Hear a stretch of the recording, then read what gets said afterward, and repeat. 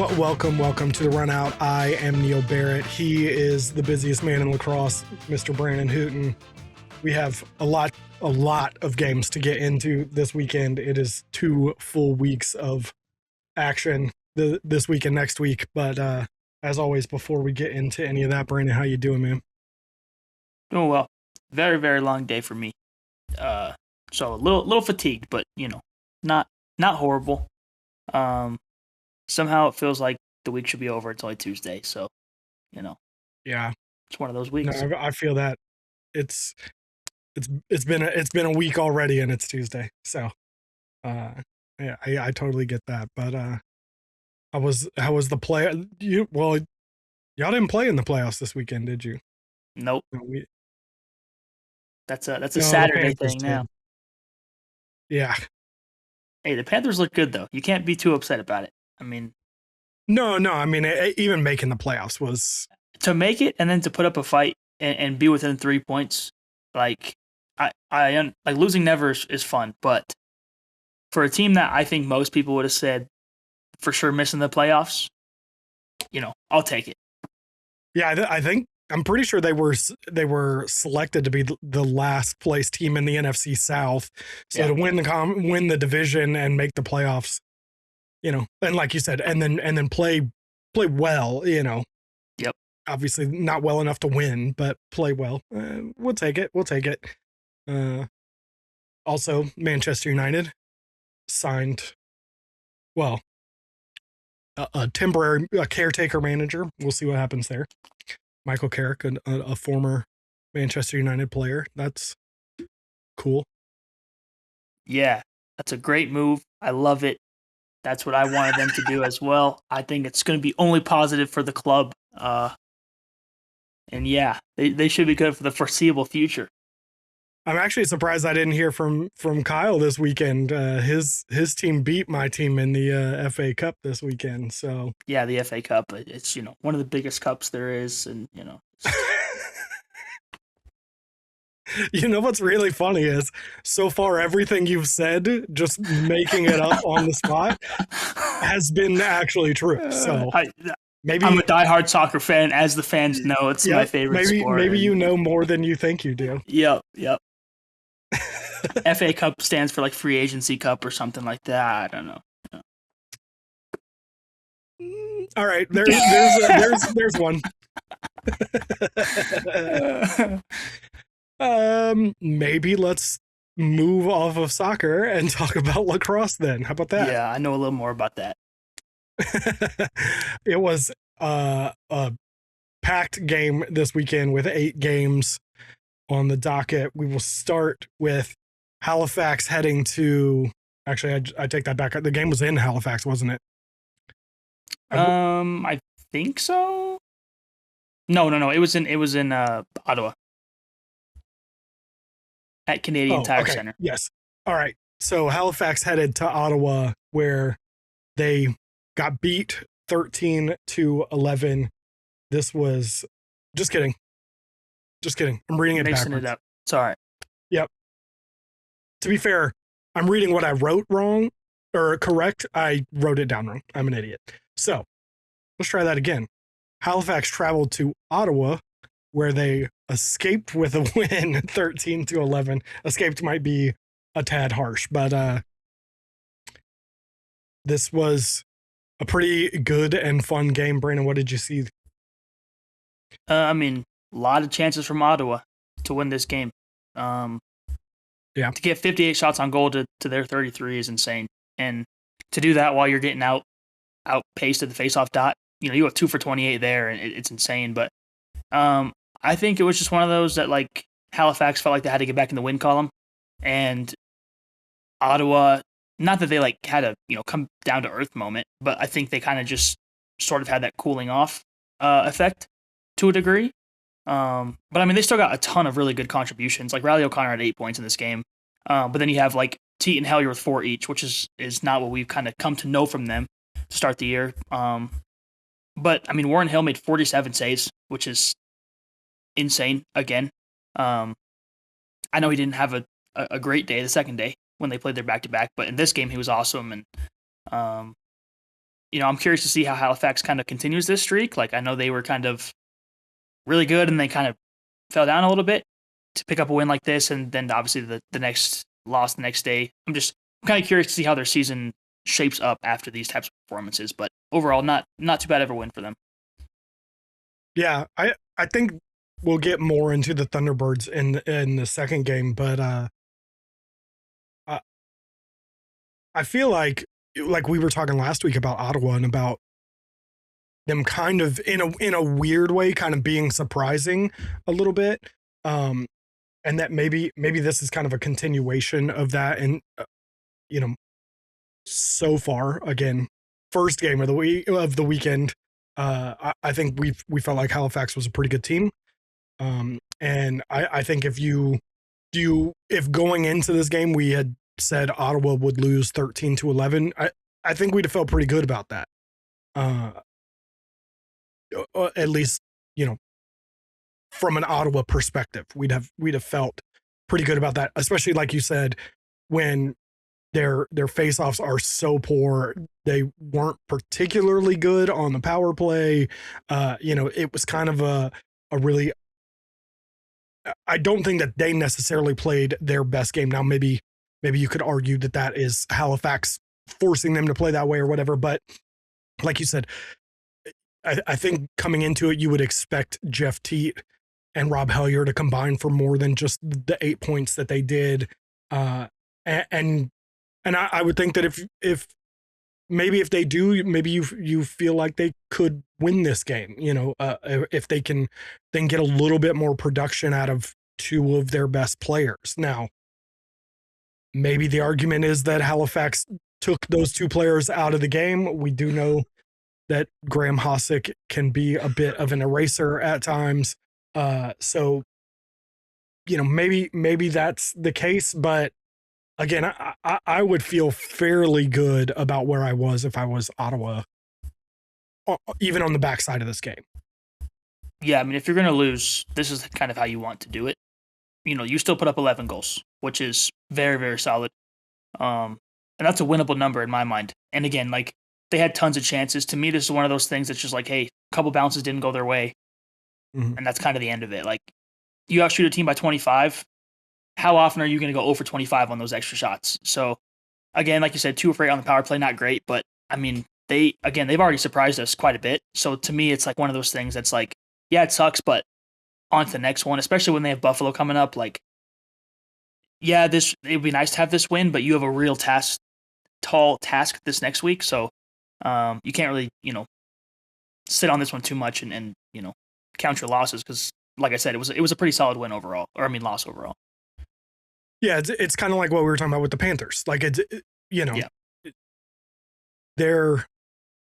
this is a game I think that you would expect them to lose, and so the best that you can really do is well, I mean, obviously the best is that you shock the world and win the game, but short of that, the best that you can really hope for is that you play well enough to be in keeping it close, and I certainly feel like they did that, and again, if they can get a little bit more production here or there, maybe this is a completely different end result. But let's move on to the second game of the weekend, where the Rochester Nighthawks beat the Philadelphia Wings 16-13.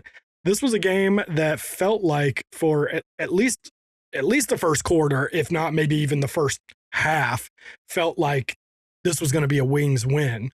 I think the third quarter is where it really, really turned around. But yeah, it was 5-1 at one point. So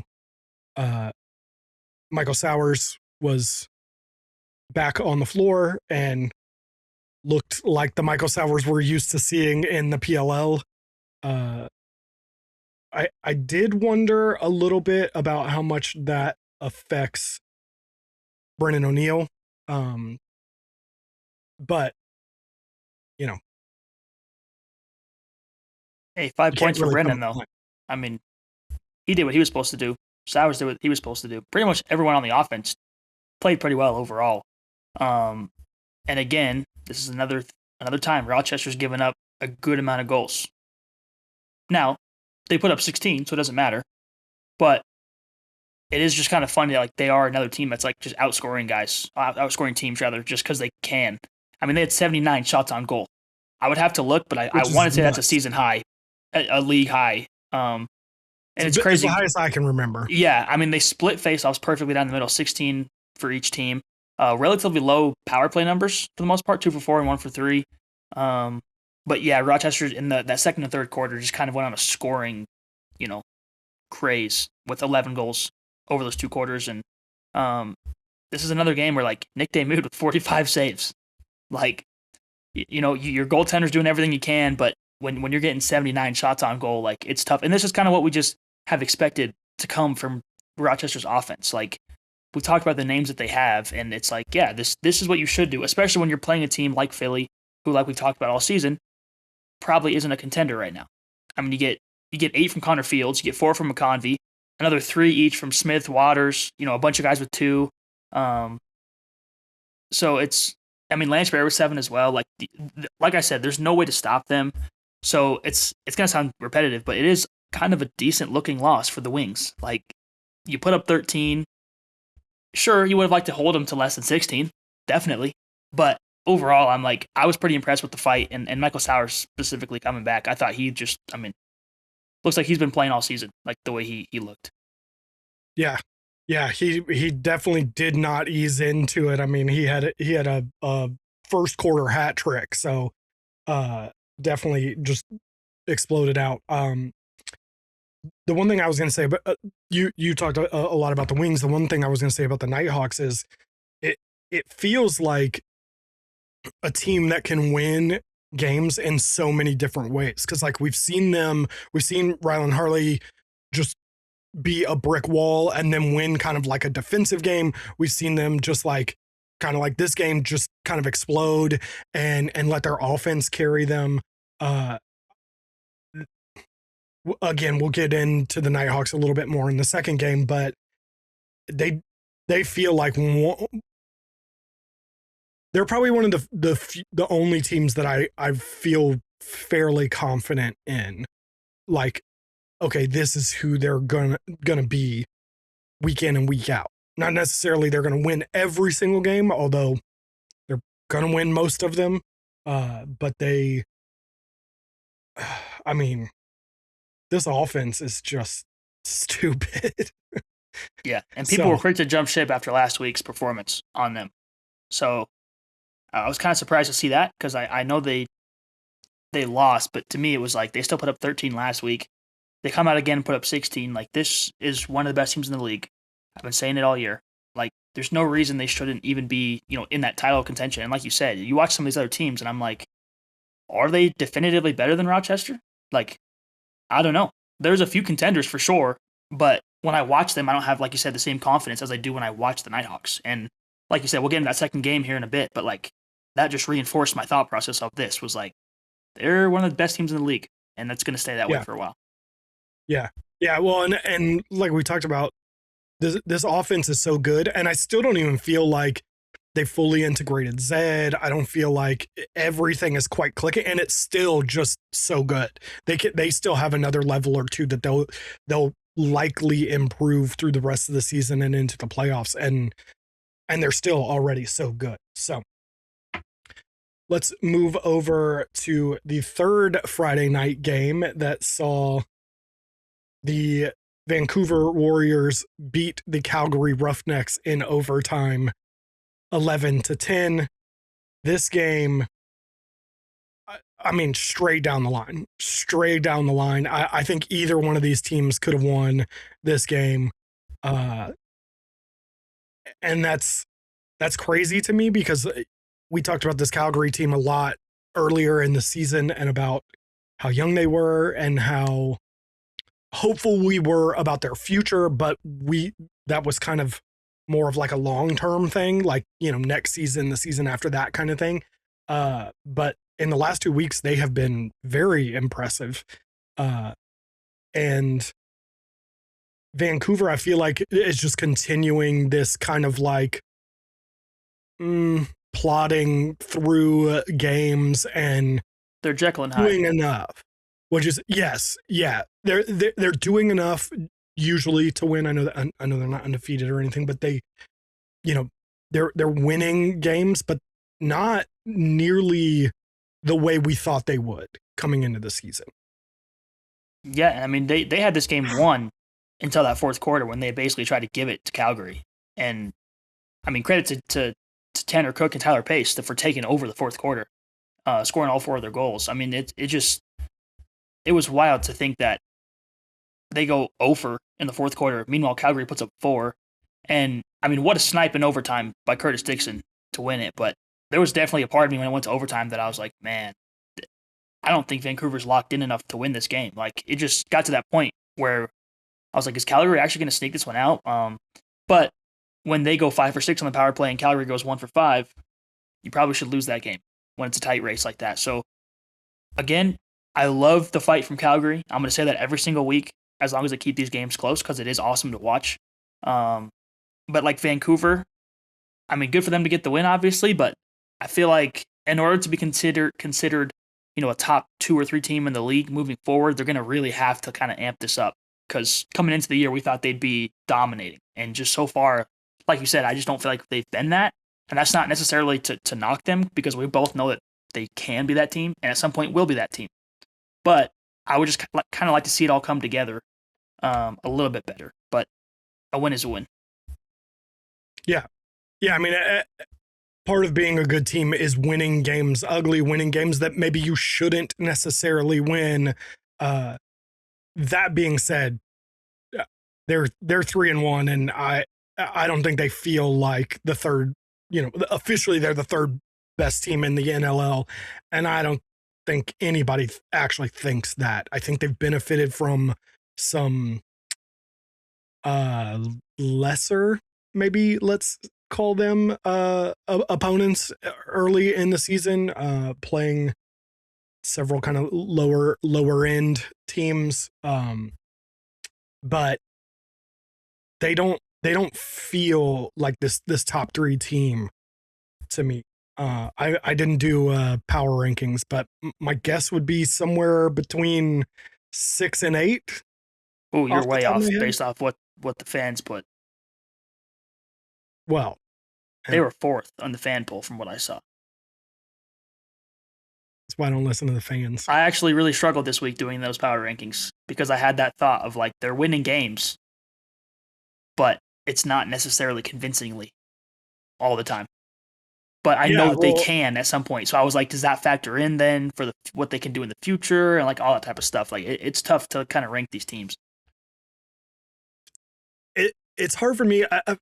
I think in my head, power rankings right now are kind of more about what you have done. I mean, I understand the idea of like this team, this roster should be a lot better, but like if they played Colorado next week, who would you think was more likely to win that game?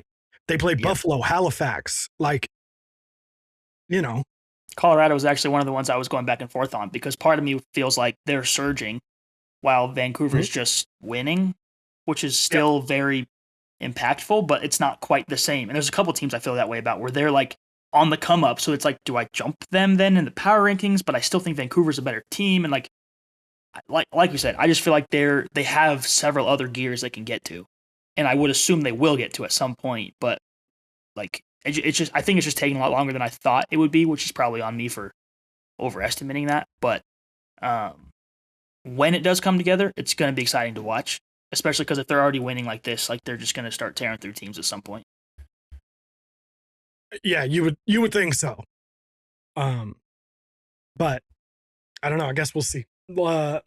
Speaking of teams that are tearing through people right now, the 4th game of the weekend saw the Saskatchewan Rush absolutely dismantle the Las Vegas Desert Dogs 21-15.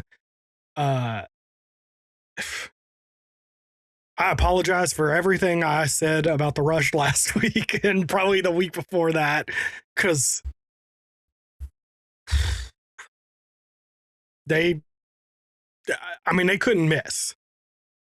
It felt like. I should say. I mean, 62 shots on goal and 21 of them go in. You're basically not missing. Like and it wasn't like they got a bunch of power play goals. I mean, they went 4 for 6. That's a good number, but even if you take those away, 17 goals, normally is insane. They obviously did benefit from Caleb Kahn getting some run in his first game. How he got the loss playing 15 minutes, again, this is one of those things I'm a little confused about. If someone can explain that to me. But like they kind of just did everything right. I mean, 2 guys with at least 11 points. One of them had 12. Zach Mans with 9. Shanks with 8. Haley with 6. Zawada with 4. Like, these numbers are just absurd. And like, it wasn't like Vegas played horribly offensively. Like, I was kind of surprised that the Rush left Frankie in there as long as they were with 15, but maybe they were just like up by so much at some point. They were just like, let's just leave him in there. But again, it just goes to show you, like, Vegas defensively, they got to shore that up. And the more wins that Sask can stack like this, they're just going to keep getting better. With their confidence going to skyrocket, and slowly but surely, they're looking more like that team we saw last year, which I know is a question for us coming into the season. Yep, absolutely. Also, 40 faceoffs is ridiculous. Like, the fact that there were so many goals that we had 40 faceoffs is just wild. Yeah. First of all, 21 in and of itself is just an insane number. Yeah. Like, I can't think of a time that I've ever seen that many goals scored in a box lacrosse game. Not the deepest NLL knowledge here, but like, I can't think of a time that I've seen that in the last 3 or 4 years of kind of trying to keep track of it. So, I mean, that in and of itself is just insane. Like you said, the what was it, 3? Oh, it's just 2, but then one had 9, and then one had 8. So almost 4 guys with double digits in points. I mean, part of me is like, it's Vegas. We know that this is going to be their MO, is that they can score, but they can't prevent a lot of teams from scoring. And Sask, I think is one of the first big teams. Am I wrong on that? I wish there was a better like layout of the teams' individual schedules instead of having to do like the whole schedule. But either way, they're one of the better teams that Las Vegas has played so far. And I mean, aside from Buffalo, which I know they played Buffalo, but even like you're saying, like, yes, we know that they're not going to be able to stop many people. You can't give up 21. When we were talking about that, we were talking about like 13, 14, 15 goals max. We're not talking about 21. Like, that, I mean, it doesn't matter. It doesn't matter who you are. It's tough to be anyone. You could put Hall of Famers out there. Are they putting up 21? Are they going to match that when your defense, like, it's just one of those things that's just like, I'm all for the outscoring thing. Just that Rochester's doing it really well. But, I mean, 21. Especially when you had a team put up 18 last week and have 21 this week after having such a slow start in scoring to the season. To now have back-to-back weeks with teams just going crazy it's insane to see. Yeah. All right, let's move over to the final game Friday night, and that was the Toronto Rock heading out to San Diego, I guess, to take on the Seals, and they won 12-7. For so long, I thought for sure, like, okay, here comes San Diego. They're gonna kind of take control, and they just never did. And then obviously in the fourth quarter, Toronto kind of pulled away and won the game 12-7. They got contributions from all of the rookie stars that you would want to see up there, with Owen Hiltz having 5, CJ Kurse having 6. Even Sam English, who's not a forward, had 2. Hugh Kelleher had 1. And then your Challen Rogers and Mark Matthews and stuff, guys, kind of this felt like the kind of game that Toronto needs to keep playing. The issue with that is that the Seals are clearly down this year, and the Rock have not been able to play this kind of game against bigger name opponents. Well, and I mean, Chris Origlieri didn't even play in this game. So that's the other piece of this for the Rock. Like, it's a good win. I think, like you said, the rookies look good, but they got to compound this into games like this against good goalies and good teams. Yeah.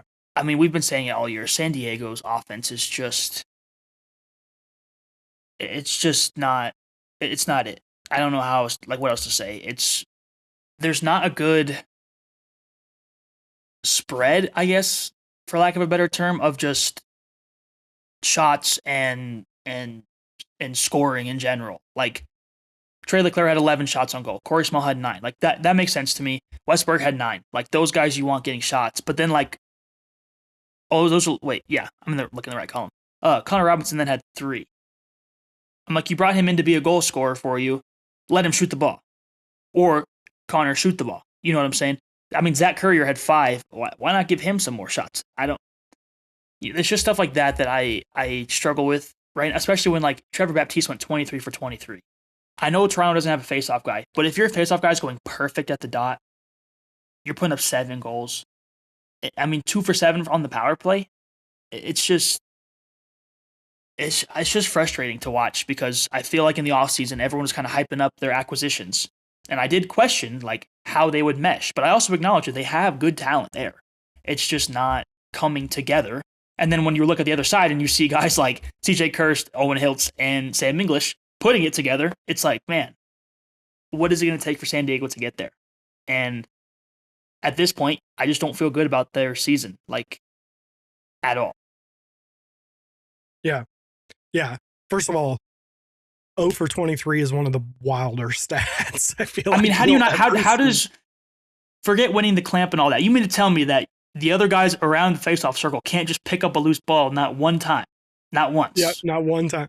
Yeah, especially because, like, it's one thing more in, like, the field game where, like, Trevor a lot of times is going to, like, win it to himself. That's not really as much of a thing in, I mean, it is, but it also isn't. Like, there's a lot more battles. And like you said, not one of your guys could get a ground ball. I mean, there was one at the end of the game where Trevor popped it up. I think it was between his legs. It just, like, landed and bounced and rolled. And, like, no one went for it aside from the Seals guy. I was like, what? Not at least fight. I'll make it look like you're fighting for it. Like, go get the ball. Like, I know you're winning, but go get it. Even the PLL teams that concede the face-off will still battle for a loose ball. Right. Like, right. So, yeah. But this Seals team is so weird to me because, like you were saying, it feels like they have good pieces. And, we said this last week. It feels like they have good pieces, and they're getting contributions from guys that, Pat Cavanaugh, I don't know that we knew what to expect from him this year. And they're getting contributions from him. Trevor Baptiste, like you said, going 23 for 23. That's insane. But then just not being able to kind of, like, put it all together at the same time. It's wild to me. It's wild to me to see nobody having more than 4 points. Yeah. And when you watch their play, they just don't look, I mean, I know they've only been playing together for a few games here, but you can tell, like, they just don't have that chemistry yet. And it's just strange. It's just I don't even know how to describe it. I think I heard Chris Kavanaugh's on the evaluation list, which, if that's the case, I wonder if once he gets off that, like, are they just going to say, hey, we're going to throw you into the fire? Or how that works. Because I would like to see him get some run, especially if this is their offense anyway. You got nothing to lose. But it would not shock me to see this be a team that trades away some pieces for draft picks towards the trade deadline if they continue to play like this. Just because at that point, it's like, hey, we'll get the young guys some run and call it a season kind of early. But I would like to see him turn it around just for Pat and obviously C. Rob and all these other guys I like. But it's tough to believe in them right now. Yeah, real tough. And it, in a weird way, there's still plenty of time. I mean, they could go undefeated the rest of the season and be Absolutely. fine. But it just doesn't feel like that's in the cards for this team. So let's move to the first game on Saturday night that saw the Buffalo Bandits head to Rochester, and the Nighthawks won 12-9. This was the game that I think we thought almost definitely Buffalo would win, but that it might just be because it was a back-to-back for Rochester with a travel in between, not a massive amount of travel from Philly to Rochester, but travel nonetheless. And that Philly game was tough, and Buffalo would be coming in fresh, and that is not at all the way that this game played out. Yeah, I picked against them because I just thought 2 games in 2 days is tough. And yep. Not that they aren't a good team, but like I was just kind of like, Buffalo's fresh. They're a title contender. Like, they're going to win it. And then I kind of checked the score at one point, and I was like, oh, Buffalo's kind of struggling here. And then they lay the goose egg in the third quarter, and, the rest is kind of history. It was still entertaining for the most part. I mean, you still got your contributions from your big-name guys, but I was just really impressed with the Nighthawks just coming back and getting the production they did. I mean, Zed Williams putting up 3 goals, a natural Hattie, and 5 points is awesome. Ryan Smith with another 5 points, and McConvey and Fields and Lansbury did what they do. And, I mean, Buffalo is one of those teams, too, where I have more faith in them right now than I do a Vancouver, per se. But I'm starting to, like, the little eye emoji is starting to pop up a little bit with them and just kind of be like, like, if this is what Rochester's doing to these good teams, they're going to be a force to be reckoned with in the playoffs. And I think this was just a perfect example of maybe taking them a little bit too lightly on the second game of a back-to-back. So my question for you is, where is Buffalo in your mind? 3-2. Like we said, this felt like the perfect game for them to win, even without being at maybe the height of their power. Coming off that back-to-back. So I'm just wondering. We talked last week. We know Buffalo has proven that they can do it, but I'm just really curious about where you feel like this Buffalo Bandits team is right now. Not where they could be at the end of the season, all that stuff. Where are they right now? Well, it's tough to not factor in what they could be, because I know they're going to turn it on at some point. And there was a point last year where I didn't feel like they were necessarily a top 3 team. And then they turned that corner, and it was like, yeah, that's still them. So, that said, like, I don't know. It's hard because, again, I don't feel like there's enough teams that are bona fide dominating right now. The only one that I feel over the moon about, literally, is Rochester. And Rochester just got blown out by Colorado last week. Colorado, like I said earlier, is on a surge right now, to be frank. That's not me being a fan. Look at what's happening right now. Do I put them then ahead of Buffalo? Because I feel more confident with them right now than I do Buffalo. But at the same time, I feel more confident long-term with what Buffalo has. And to me, them and Buffalo and Vancouver are kind of in that same, like, weird, like, they're top 4, but they're, like, not playing like they're top 4, in my mind. If that makes sense. Like, I think they're playing more like they're 5, 6, but they are a top 4 seed. And I think they will show that long-term, but, some of those pieces they lost in the offseason, man, are just, I think, making it tough. And honestly, this is also just kind of one of those things. It's like, it's an off night. Like, the fact that Josh Byrne had 12 shots on goal and only 1 goal, how often is that really going to happen? It's just one of those games. So that's the other part of this that I'm like, do I think they played poorly? Not necessarily. They can come back immediately and beat this team tomorrow if they played. But, you know, it is interesting to see the trajectory right now. Yeah. Yeah.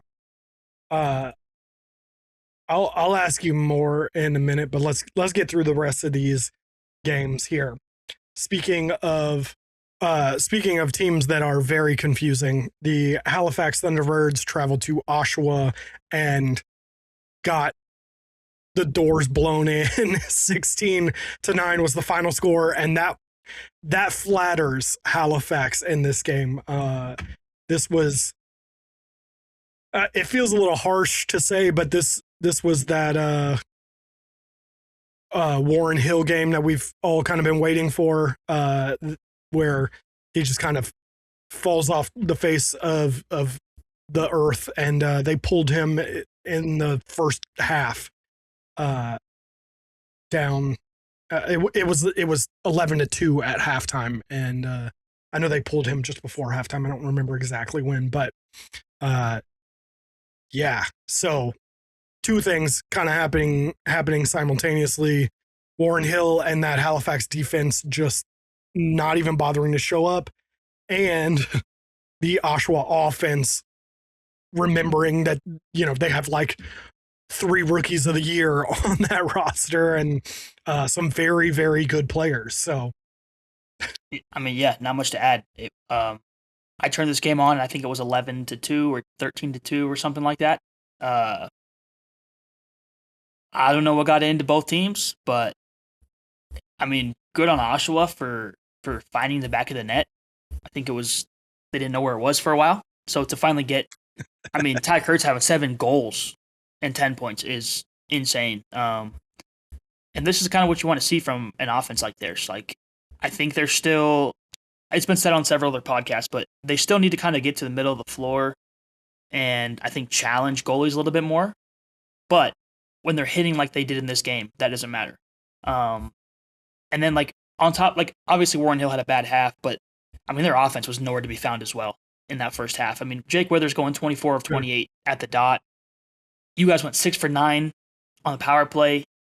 2 goals in the first half is unacceptable, to be honest. And then you see like the third and fourth quarter they put up 3 and 4 respectively, and they outscored Oshawa in that second half. So if they just get some goals going in that first half, then I feel much better about them. But to me, this is a true Jekyll and Hyde team of just they could be this team one night, and then the next night they could be beating teams handily. So, obviously giving up 5 straight in the first, 6 straight overall, and then doing that twice, not going to win you very many games. So, I don't expect them to do this many more times, but don't like that we're seeing it at what is this, week 7 at this point. So yeah. Well, and to your point, they were fairly good on the power play, 6 for 9, but they only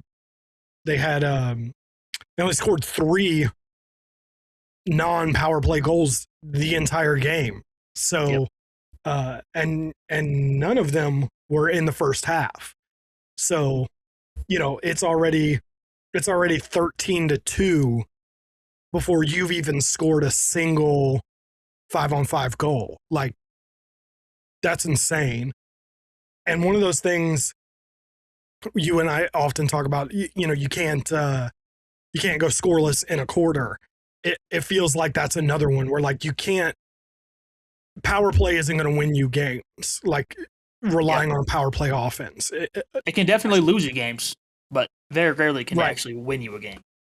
Right. I mean, if you think about it, 6 for 9, that's a crazy good power play. That's really and you good. got the doors blown off of you. Yeah. Like it wasn't even close. I mean, if you just look at the team stats alone, you would think, they won this game easily. Like, I mean, you got outshot by 4. That's whatever. You got 20 more possessions off faceoffs and same amount of power plays, but you were more efficient. Like, what happened? And then you look at the scoring per quarter and you're like, oh, like there was something very wrong. And maybe it was just the fatigue of playing the day before. But then you look at like the Rochester thing and you're like, well, they just beat a contender on their back-to-back. So not saying they're on Rochester's level, but 16-9 is just not it for a team that I think early on people really jumped on after those first couple of games they had. Yeah.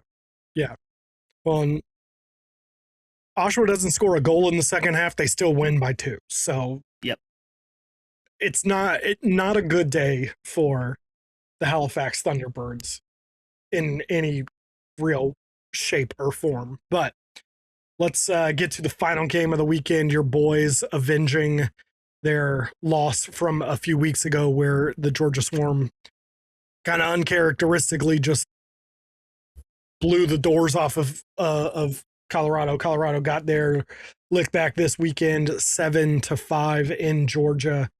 This was, well, it was probably fun for you. It was not the most entertaining lacrosse game in the world. It was very defensive struggle. That's because there's not enough defensive battle love out there. I love defensive battles. They're my favorite. Like seeing two, in my opinion, the two best goalies of this current season go at it again was impeccable.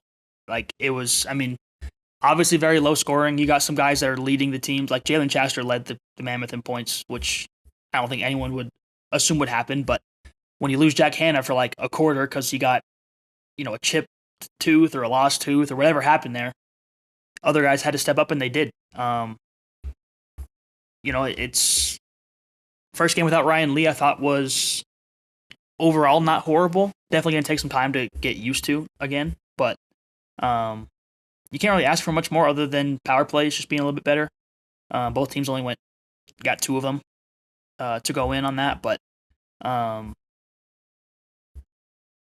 I mean, yeah, it's hard to say much when, like you said, there's not many goals or anything. Like it was all defense. I thought both teams got good looks for the most part, but both goalies were just outstanding, honestly. Yeah.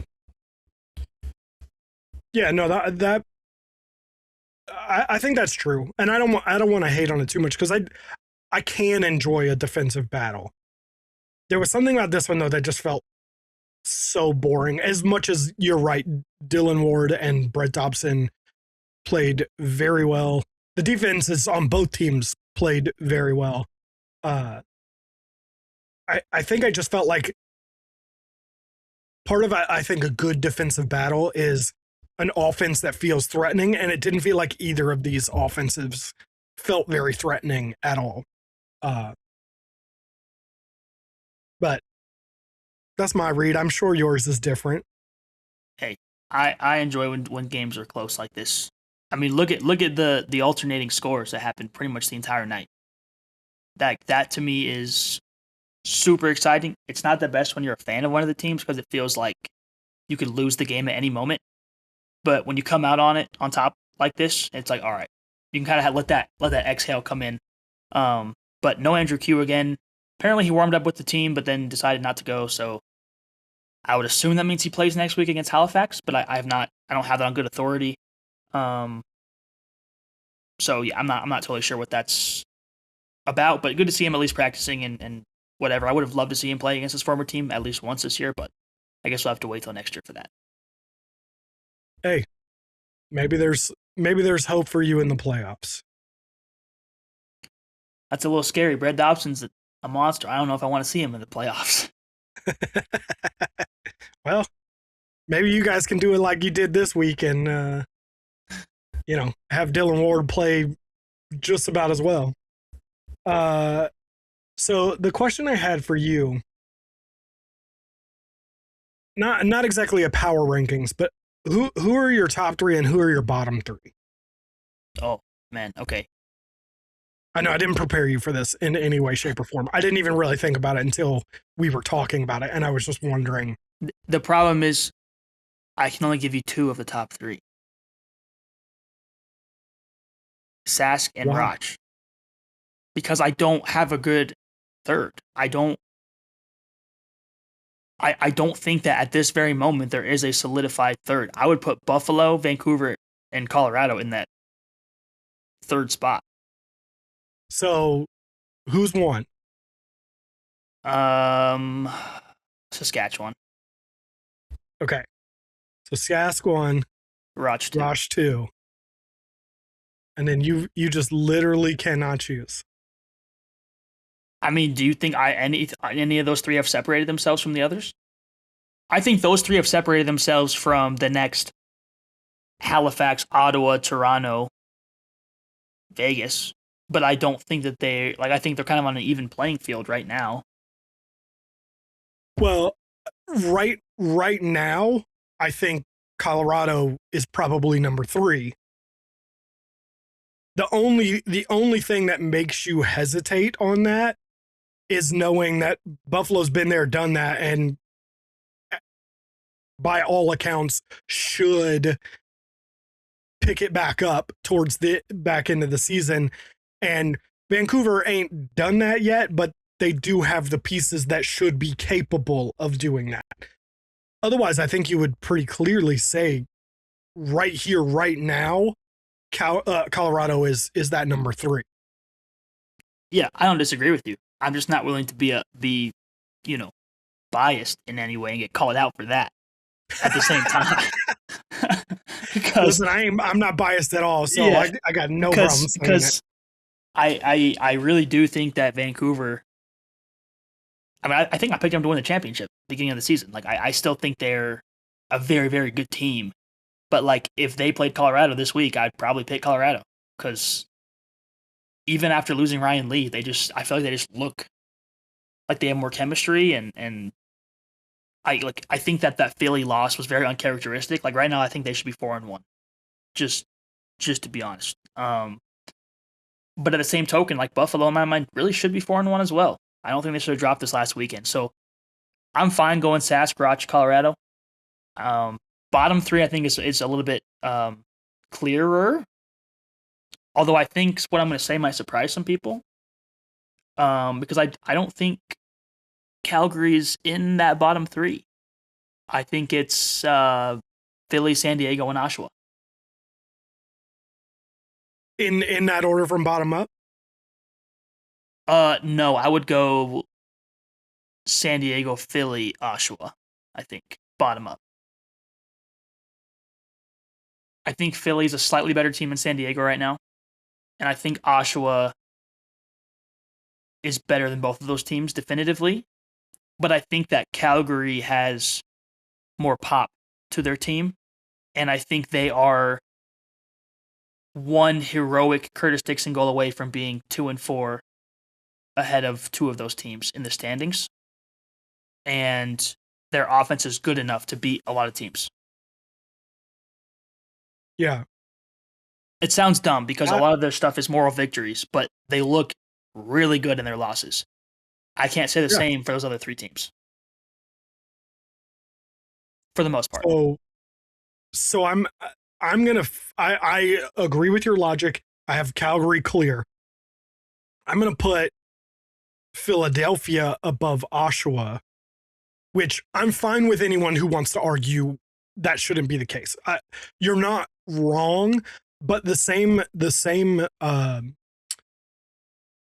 like logic that we're using to bump Calgary out of this conversation at all, for me, would apply to Philadelphia. Of those 3 teams, they've been by far the most impressive. I think they're doing the most with the least. Now, Oshawa has a better roster. Oshawa shouldn't be in the bottom 3 at all. They should be up towards where Ottawa is right now, standings wise. But they have been, I don't even want to say unimpressive, like they are like negatively impressive. Like every time I watch them, I'm like, what in the world is this team? And then of course this past weekend, they all of a sudden put it together. And if we get more of that team in another week or 2, this will be a completely different conversation. But I would say San Diego looks awful every time they step on the field. Oshawa has looked awful almost every time they've stepped on the field. And Philadelphia and Calgary both, I think, look fairly good every time they step on the field. Again, they're not winning games necessarily, but they're looking good. So like I said, if you want to say Oshawa is above Philly, I'm not going to argue too much. But personally, I would think that Philadelphia is above Oshawa. And my justification for that would be that if they played this weekend, who would you expect to win that game?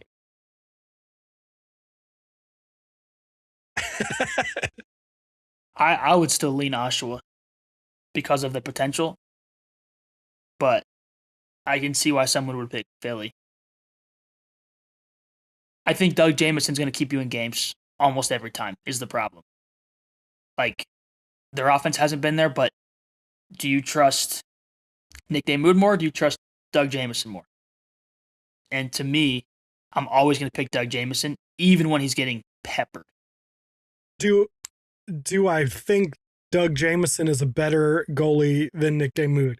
Yes.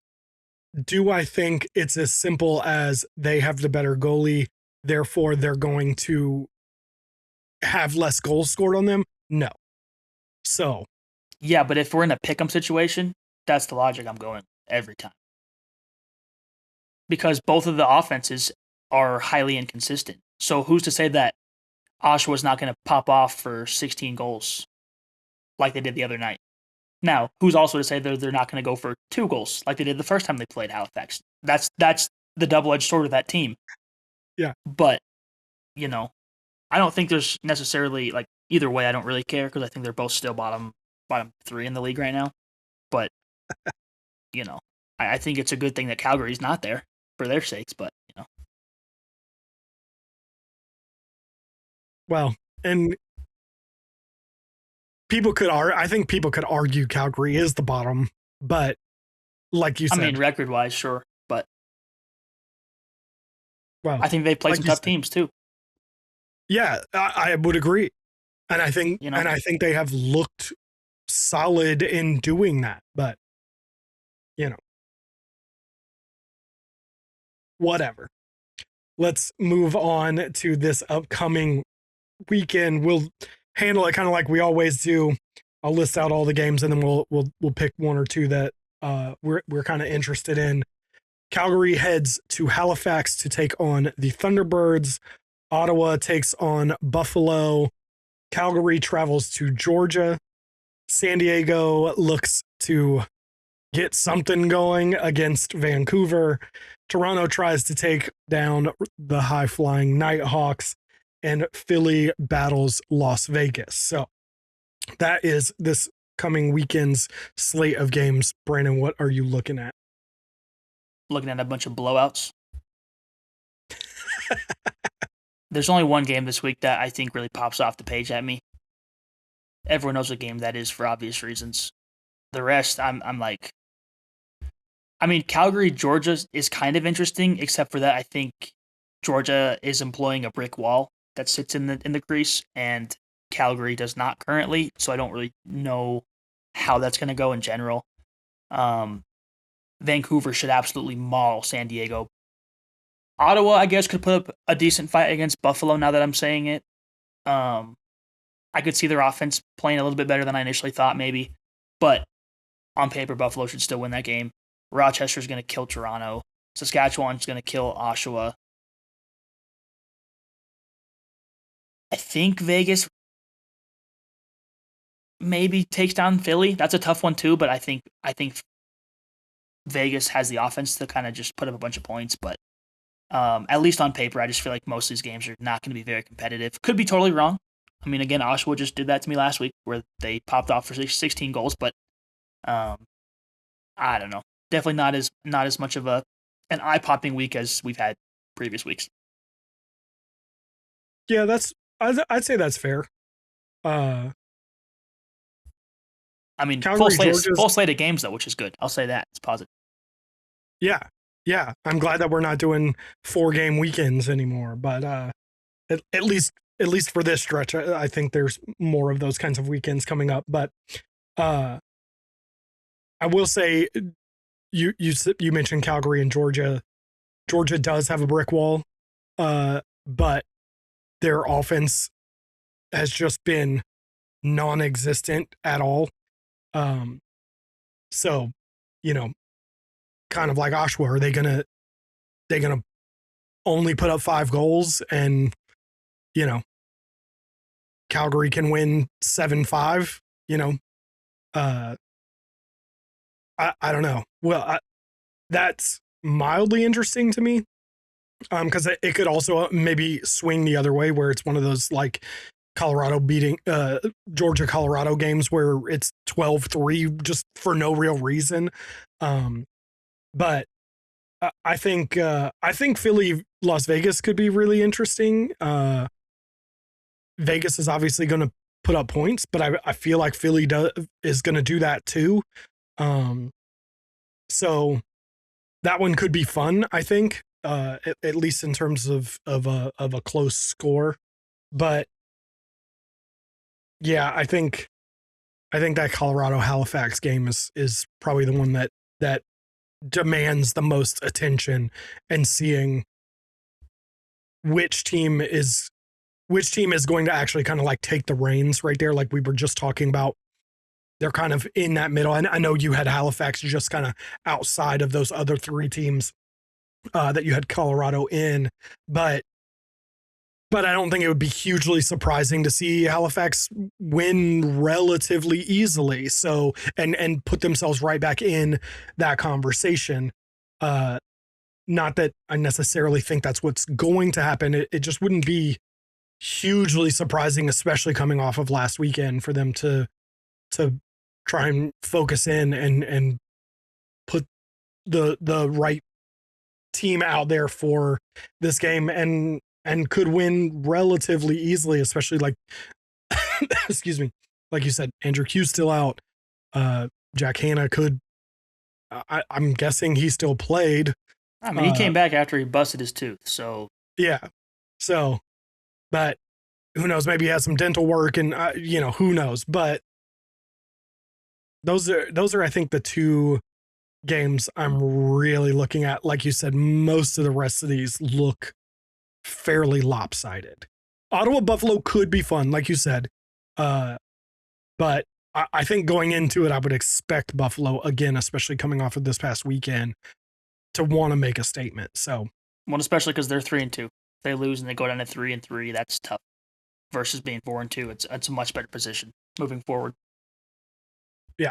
Yeah. So, that will take care of the NLL. The only real note from this week was literally the last couple of hours. The PLL has announced a brand new tour stop this year. I don't even know that that's the most exciting news in the world, but was something really interesting. Looks like they are going to be in the Midwest for 2 stops this year. Last year they just did Chicago. They had I don't know, did you actually do the like chasing down the hints? And, yeah, I was halfway through it when Kyle put it in the chat what it was. I mean, the hint was just that they're going to 2 Midwest cities. I was like, this is such a waste of time. Just to say they're going to 2 Midwest cities. Like, yeah. So, I mean, I'm sure they had fun designing it though. But yeah, it'll be interesting to see once it's actually released. I don't necessarily want to put it out there because I don't want to say it and then have it be like wrong, but definitely not the places I thought they were going. You don't want to be PLL cities? Yeah, maybe I can, if I put it out there right now, then can we post the clip and I can rant about how I got it first and I reported it first and I was first on the scene. Apparently that's a big thing nowadays. Shots fired. No, I'm not shooting any shots. I mean, that's what's been happening on the lacrosse timeline. So, hey, if we're racing to be first, we can start racing. But you and I will just start throwing things against the wall, and whatever sticks, it's like, yeah, we got it first. We said it. I mean, breaking news: the PLL will play 10 games this year. We said it first. That's true. No one has reported. No one has reported that. I just wanted to say. Yep, 10 games this year. that totally reminded me randomly, tangentially, the conversation that popped off this past week about whether Joey Spallina would be the best player to ever go to Cuse if he wins the Tewaaraton and a national championship this year. I'm not getting involved in that. What? Talk to the Cuse fans about that one. I don't know a single Cuse fan that agreed with that statement. No, thank you. No, thank you. All I'm saying is that would give him one Tewaaraton, one national championship, and one additional Final Four. Mikey Powell, Gary Gate, Casey Powell, Ryan Powell, all have more than that. So, I mean, hell, Cody Jamieson might be better than that, you know? I'll jump on that train. Cody Jamieson, the GOAT. And I should clarify, I love Joey. Like, I don't think that there's any, like, there's always this like rush to put people, oh, this guy's the best ever. This guy's the best ever do it. And it's like, there's no insult in being the fifth or sixth best player to ever come through Syracuse University.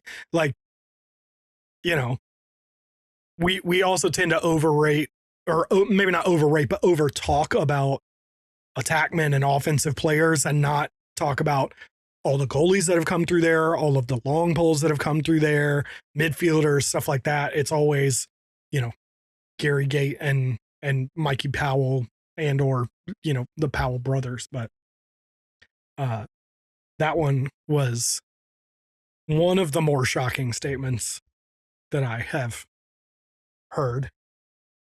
But it's also fair to say, you know, Joey Spallina would be the number one player at most schools, just probably not at Syracuse. And he'll be the number one draft pick in the PLL and probably the NLL. So, you know. Brandon just straight up, I got nothing to say. Nope. No, you don't want to throw anything at the wall. Look, on my mentions are awfully peaceful right now. The last thing I need is to have a bunch of people in there talking about Spallina and the college stuff. I hope he has a great season, a healthy season. That's about it. Another tangential discussion here. You know what my mentions were blowing up with this week?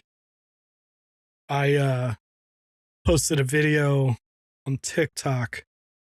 Someone asked, like, hey, I'm a field lacrosse fan. Like, what team should I follow? And so I just kind of was like, hey, you know, it kind of depends on what your connections are and how tightly you want to hold to them. And I mentioned that I was a Duke fan and that, you know, the Rush are kind of the highest contingent of Duke players.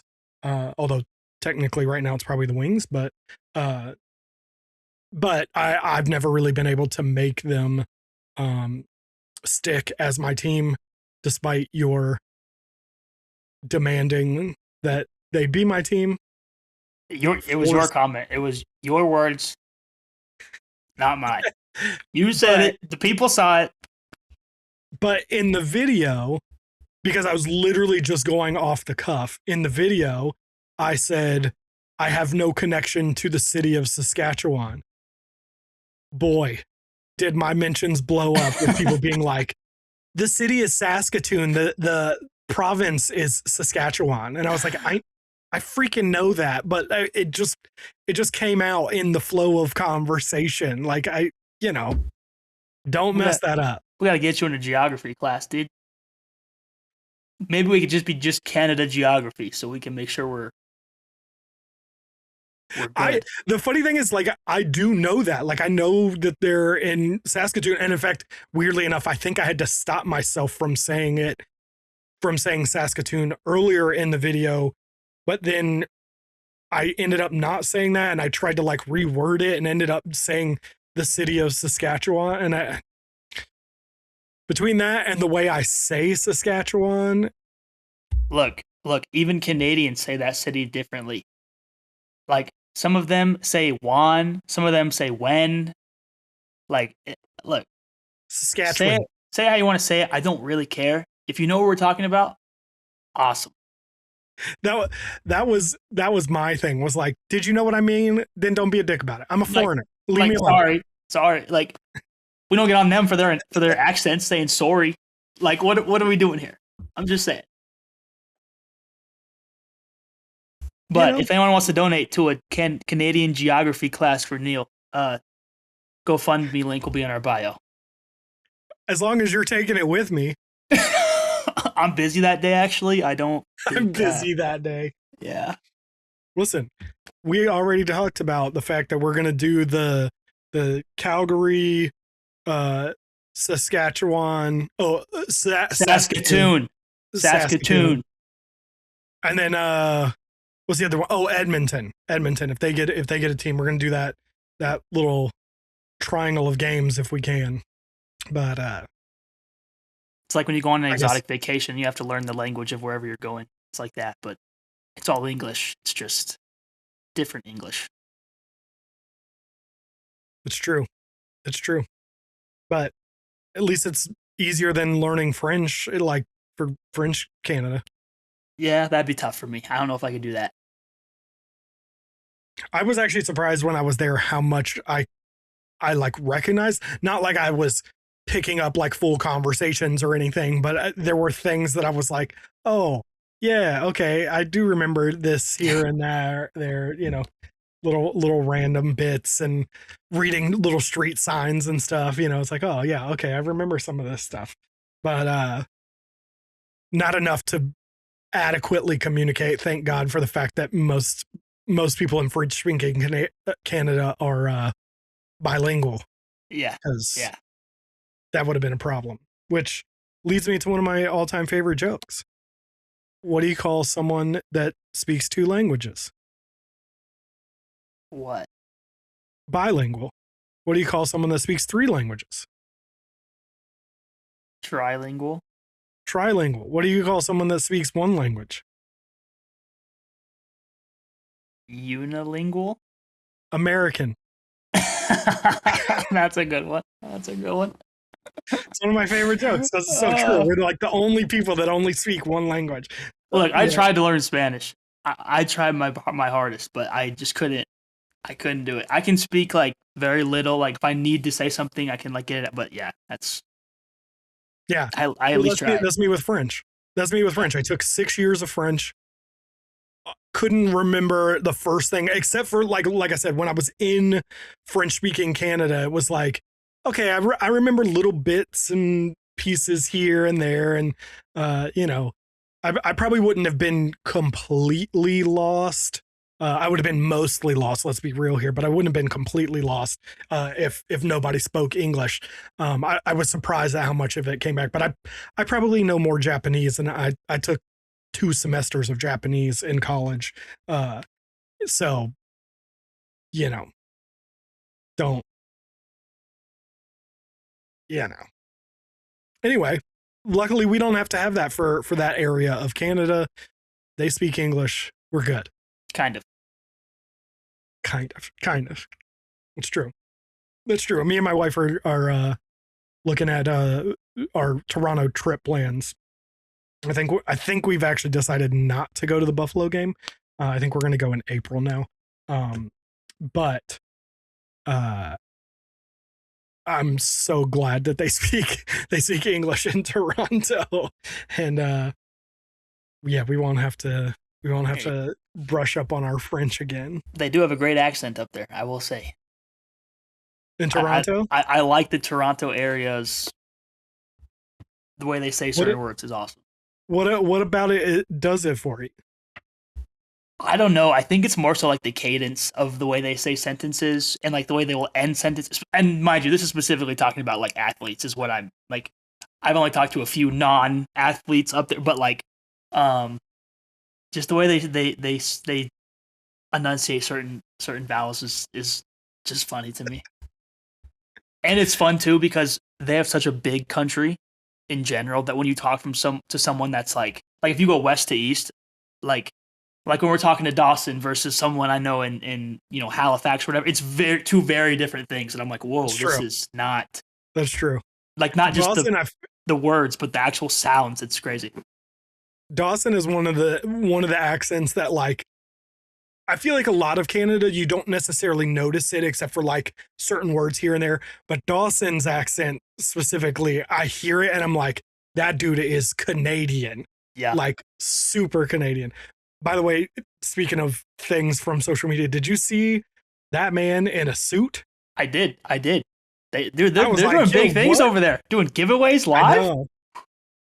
I know, and they did like a whole pregame Yeah. during the Oshawa game, and like I said, Dawson was in a suit, and I was like, Yeah, I was laughing when I saw Uncle Frick say, I think like there was a fight on the field or something, and he was like, "You can't go half Frick, you have to go full Frick," and I was dying laughing because like I knew what he meant without even like talking to him a ton. It was just funny. Like seeing those guys there was awesome. all right, before we get out of here, what you got going on this weekend, man? I don't know. Waiting to hear back on a credential for the stock show. If that doesn't happen, I will be working the Bronco game. So, not fun, but shout out to volunteering, I guess. Hey, you'll be in the building at least. I mean, yeah, I don't know. I'd rather just watch it from the comfort of my couch, but it's all right. Yeah, I mean that's fair. That's fair. Helping out the youth, that's all that matters. Yeah, that's way more important than exactly watching. Not more important than it's way more important than watching Bo Chapman Knicks just dominate the Bills. I guess I don't need to watch that. Chapman. Oh man, this whole episode has just gone. Go right Broncos, off baby. Go Broncos, baby. I got nothing for this weekend. No rooting interests. Nothing going on. I mean, Manchester United will play this weekend, but we'll see how that goes. Otherwise, probably really, really well. With that new pickup they got is huge for them. I just going to be a game changer. And that FA Cup is ours now next year. Can you? I just want to know. Can you tell me what your favorite thing is about Michael Carrick? Just the way he plays, just so dominant. He's aggressive. He's, he plays his game the right way, which is good to see. I will say, if this was maybe 10 years ago, you'd probably be right, but he's a manager now. Yeah, that's what I was talking about. Was back when he was playing, and he brings that to the coaching room now. That dominance is just instilled now in the club, which is awesome to see. Sorry, I wasn't clear about that. Yeah. Okay. All right. Yeah. I just wanted to make sure we were all on the same page. Glad we got there. And the viewers know that I'm an all-knowing soccer fan as well. Like I'm sure they all agree with what I just said. You know what? Over the next few months, we're gonna get you a soccer team. You wish. I do have a Bayern Munich jersey, if that counts. Oh, not for much. No. I mean, that's big talk from some team that just lost the FA Cup. I'm just saying. I mean, that's fair. That's probably fair. I have no idea what I'm talking about. I hope I'm putting enough sarcasm in this. There's going to be some viewers that are going to try to take this as serious. I have no idea anything about European soccer. I did just see that Lindsey Horan signed with the Denver, what's that called? Denver Summit, I think is the new NWSL team out there. That's sick. So that's pretty cool.